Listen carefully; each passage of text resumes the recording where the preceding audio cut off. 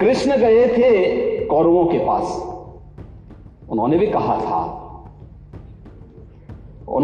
था, बस दे दो केवल 5 ग्राम, रखो अपनी धरती तमाम।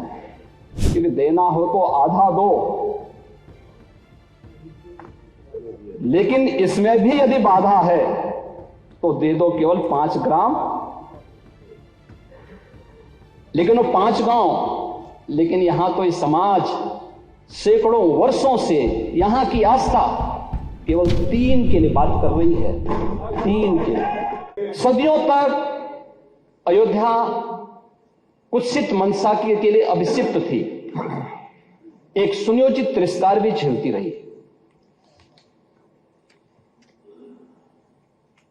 लोक आस्था और जनभावनाओं के साथ ऐसा खिलवाड़ संभवतः दूसरी जगह देखने को नहीं मिला होगा। अयोध्या के साथ अन्याय हुआ, और महोदय जब मैं अन्याय की बात करता हूं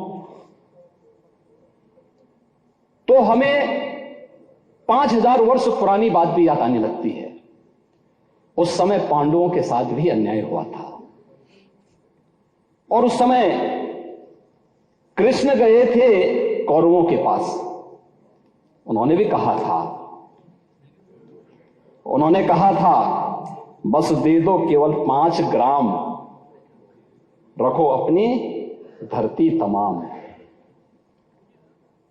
हम वही खुशी से खाएंगे, परिजन पर असी न उठाएंगे। लेकिन दुर्योधन वह भी दे न सका, आशीष समाज की ले न सका। यहां तक कि उसने भी भगवान श्री कृष्ण को बंधक बनाने का कुत्सित प्रयास किया। उल्टे हरि को बांधने चला, जो था साध्य साधने चला। यही तो हुआ था, यही तो हुआ था अयोध्या के साथ, और यही हुआ काशी के साथ, और यही हुआ था मथुरा के साथ। हमने यही तो कहा, उस समय 5 गांव मांगे थे। भाई भगवान कृष्ण ने तो पहले कहा, जब वो समझौता कराने के लिए गए थे, महाभारत का युद्ध टालने के लिए गए थे, कि देना हो तो आधा दो, लेकिन इसमें भी यदि बाधा है तो दे दो केवल 5 ग्राम। लेकिन वो 5 गांव, लेकिन यहां तो इस समाज सैकड़ों वर्षों से यहां की आस्था केवल 3 के लिए बात कर रही है। 3 के लिए।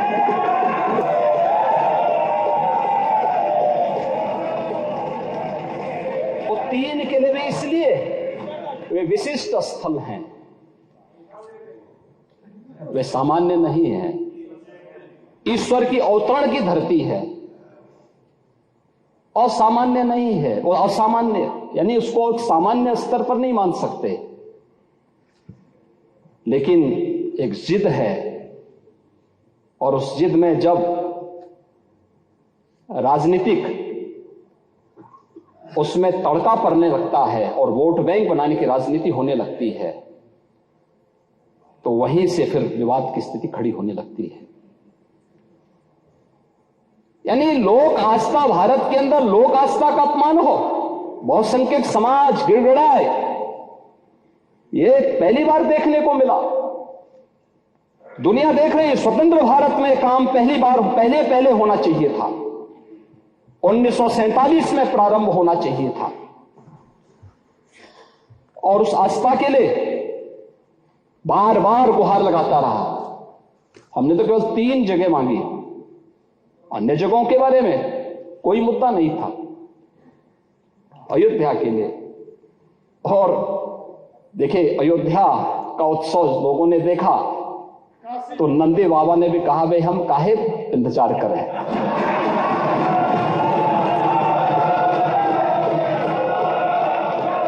उन्होंने भी इंतजार किए बगैर रात्रि में बैरिकेड तोड़वा डाले, और हमारे कृष्ण कन्हैया कहां मानने वाले हैं?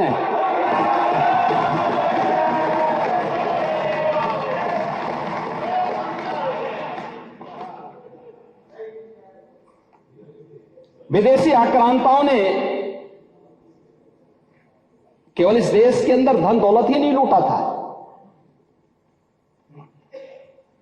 इस देश की आस्था को भी रौंदने का काम किया था। दुर्भाग्य है, आजादी के बाद उन विदेशी आक्रांताओं को महिमामंडित करने के कुत्सित प्रयास हुए अपने वोट बैंक के लिए, अपने वोट बैंक के लिए। भारत का हर नागरिक, मुझे बहुत अच्छा लगा, मैंने एक दिन सुप्रीम कोर्ट की एक अधिवक्ता, संभवतः मैं उसका नाम जान नहीं पा रहा हूं, लेकिन कुछ संभवतः कोई सुबई खान है,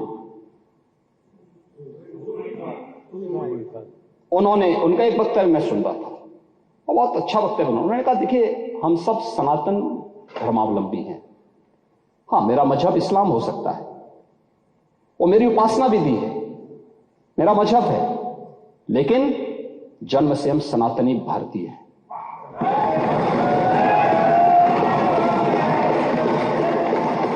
ये बोलने में संकोच क्या है, लेकिन यहां तो अपनी पहचान को और भारत की पहचान को ही समाप्त किया जाता है। हम महिमामंडन कर रहे हैं उन्हीं आक्रांताओं का जो भारत की लोक आस्था पर प्रहार करते थे, जन विश्वास को रौंदने का काम करते थे। भारत के महापुरुषों, भारत के वीर सेनानियों, भारत के आराध्य देवों को अपमानित करते थे, जिनके खिलाफ हमारे वीर सेनानी लड़े थे, महापुरुष लड़े थे। आज उन महापुरुषों को सम्मानित करने के बजाय हम उन आक्रांताओं को महिमामंडन करें, यह देश अब स्वीकार करने को तैयार नहीं है, कतई स्वीकार नहीं होगा। और तब भी दुर्योधन ने कहा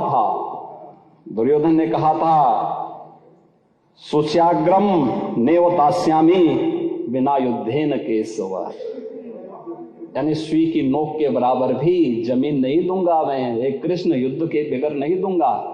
तो महाभारत का युद्ध तो होना ही होना था।